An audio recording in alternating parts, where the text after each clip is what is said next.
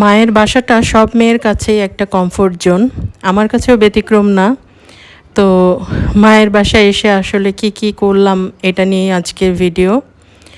তেমন কিছু না হলেও যে একটা কমফোর্ট ফিল হয় এই জিনিসটা সবারই মানে খুব প্রয়োজন বা আনন্দের, ঠিক তেমনি আমার কাছেও। তো আজকে আম্মুর বাসায় এসে কি করলাম এটা নিয়ে এই ভিডিও। আসসালামু আলাইকুম, সবাই কেমন আছেন? আশা করছি সবাই অনেক অনেক ভালো আছেন। আমিও আল্লাহর রহমতে অনেক ভালো আছি আর খুব আনন্দের মুহূর্তগুলো পার করছি। কারণ হচ্ছে আম্মুর বাসায় এসেছি আর এসেই দেখি নানা আয়োজন, মানে মনে হচ্ছে যে খুব অনেক দিন পরে এসেছি তেমনটাও না, কিছুদিন আগেই ঘুরে গেলাম, তারপরও এটা রেখে দিয়েছে সেটা রেখে দিয়েছে। তো ওই রকমই হচ্ছে নেহারি বানানো হয়েছে সকালে নাস্তার জন্য, আর রুটিটা আব্বু বাহির থেকে কিনে এনেছে। তন্দুর রুটি ঘরে বানালেও ওই রকম পারফেক্ট হতে চায় না, আর যেহেতু ইজিতে পাওয়া যায়, হয়তো বাইরের দেশে হলে ঘরেই বানানো হতো, এখন যেহেতু একবারে গেট থেকে বের হলেই কোনো না কোনো হোটেলে পাওয়া যায়, এই জন্য কিনে আনা হয়েছে।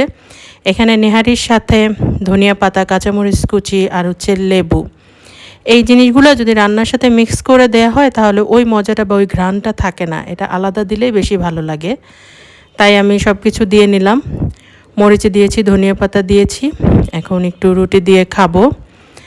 আর এই খাবারটা আমার কাছে তন্দুর রুটি দিয়েই ভালো লাগে, নান রুটি যে একটু মিষ্টি মিষ্টি হয় ওটা আমার কাছে ভালো লাগে না। আমি একদমই নেহারির সাথে নান রুটি খেতে পারি না। আর ঠিক তেমনি তন্দুর রুটি দিয়ে খুবই মজা লাগে নেহারিটা, যদিও গরমের সময় একদম চলেই এসেছে, বৈশাখ মাস চলছে। তো শীতের মধ্যে হলে আরও খুব বেশি এনজয় করি। তারপর একদম খারাপ লাগছে না, অনেকটুকু নিয়ে নিয়েছি। আর এটা দিয়েই নাস্তা শেষ করব।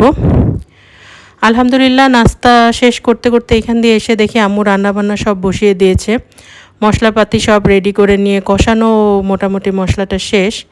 এখানে হচ্ছে কবুতর রান্না হবে, কবুতর প্রসেস করে ধুয়ে রেখেছে, এখন এটা দিয়ে দিল। আর কবুতরটা আমাদের বাসার তেমন কেউ খেতে চায় না, তারপরেও আমি পছন্দ করি, আমার কাছে খারাপ লাগে না। আমার ছোট ভাইও দেখি খায়, কিন্তু ভাইয়ের বউ খেতে চায় না, এইরকম। আম্মু খেতে চায় না, আমি, আব্বু, আমার ছোট ভাই আমরা খাই, খুব পছন্দ করে যে তা না, আবার একদম খারাপও লাগে না, এইরকমটা। তো আমি বললাম কিছু ওটা আলু দিয়ে দিতে, কারণ আলুটা খুব ভালো লাগবে। যদিও কবুতরের সাথে আলু যায় না, আমাদের সব তরকারিতেই কম বেশি একটু আলু দেওয়া হয়, কারণ আমরা পছন্দ করি বলেই। আসলে নিজের বাসায় বানানো খাবার যেরকম পছন্দ হয় ওইভাবেই রান্না হয়। আর আমি এখানে কোনো রেসিপি তো শেয়ার করছি না, যেভাবে খেতে মন চেয়েছে ওইভাবেই বলেছি, আর ওইভাবেই আম্মু বানিয়ে দিচ্ছে, ওইটাই আর কি একটু দেখানো। যা হোক, আলুটা দিয়ে এখন ভালো করে কষিয়ে নিবে। আর এই যে কষানো শেষ হয়ে এলে এখানে পানি অ্যাড করে দিল। যেহেতু কবুতর অনেক নরম হয় তাই অত বেশি পানি দেওয়ার প্রয়োজন নেই।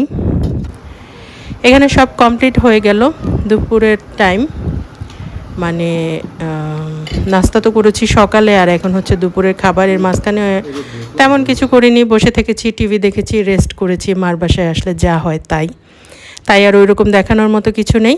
আর এখানে হচ্ছে দুপুরের খাবার খাবো, যেহেতু বেশি কাজকর্ম কিছু করিনি, অতটা ক্ষুধাও লাগেনি, অল্প একটু ভাত নিয়ে নিলাম, দেখি এইটুকুই খেয়ে নিব।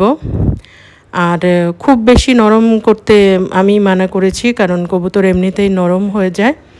আরেকটা হচ্ছে কবুতর যারা লালন পালন করে তারা কিন্তু খেতে চায় না, কারণ খুব কিউট একটা প্রাণী। তো যাই হোক, আমি কখনো কবুতর পালিনি, এই হিসাবে আমার কাছে খেতে হয়তো খারাপ লাগে না, খেয়ে নিচ্ছি। আর এই যে একটার পর একটা জিনিস তৈরি হচ্ছে, এখন হচ্ছে পিঠা বানানো হচ্ছে, এটা হচ্ছে কলার পিঠা। অন্যান্য সবাই তাল দিয়ে করে, বাট তালের ঘ্রাণটা আমরা নিতে পারি না কেউই আমাদের বাসার, যদিও আমরা শরীয়তপুরের লোক, তারপর আমরা তালের ঘ্রাণটা নিতে পারি না।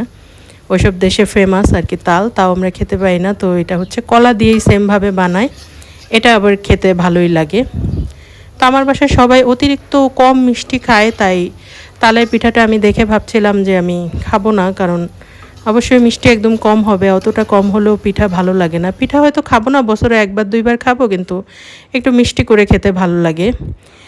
কিন্তু এই যে এইখানে যখন আমি খেয়ে নিয়েছি, তখন এই যে ভেতরটা একেবারে খুব সফট আর উপরটা ক্রিস্পি টাইপের হয়েছে, খুব ভালো লেগেছে। মিষ্টিটাও পারফেক্ট ছিল আমার জন্য, অন্যদের জন্য একটু বেশি হয়ে গেছে, আমার জন্য। আর এই যে সন্ধ্যা স্ন্যাক্স মানে বাসায় তো পিঠা খেলাম, তারপরেও সন্ধ্যার স্ন্যাক্স একটু খাওয়ার জন্য বের হয়ে গেলাম, সাথে ডিনারও নিয়ে যাব। এইখানে এসেছি হচ্ছে 10 নম্বর আইডিয়াল স্কুলের এইখানে আউটসাইড আর কি খাবারের দোকান। এখানে খাবার খুব মজা। আমার ভাই নিয়ে এসেছে, আমাকে বলল যে এখানকার খাবার নাকি খুব মজা। বাইরের সব খাবার তো মজা হয় না, এখান থেকে মোমোস, ফ্রাইড মোমোস এটাই অর্ডার করা হয়েছে। পাশের দোকান থেকে ফ্রেঞ্চ ফ্রাই। আর আমার সবচেয়ে যেটা ভালো লেগেছে এই লেমনেড। বাইরে যেহেতু গরম, এই খাবারটা খুব ভালো লাগে, এইসব লিকুইড খাবার। আর এটা হচ্ছে রব্বানি, যেই 24 ঘন্টা খোলা যেই রব্বানিটা 10 নম্বরে আছে, ওইখানে চলে এসেছি। এখানে অনেকক্ষণ বসে থেকেও খাবারের অর্ডার আমরা করতে পারছিলাম না। বলছিল পার্সেল দেওয়া হবে, তো এটা দেওয়া হবে না, ওইটা মানে অনেক ওরা প্রোটোকল আমাদেরকে জানাচ্ছিল। তো শেষ পর্যন্ত এখানে বসেই থেকে এসেছি, খাবার পাইনি।